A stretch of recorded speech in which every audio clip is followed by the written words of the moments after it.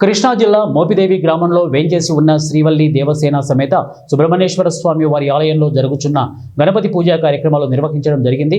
స్థానిక భక్తులు, ఆలయ సేవకులు ఈ పూజలో భాగంగా పాల్గొని గణనాయకుని ఆరాధనతో ఆధ్యాత్మిక ఆనందాన్ని పొందారు. భక్తులతో గుడి ఉల్లాసంగా మారింది.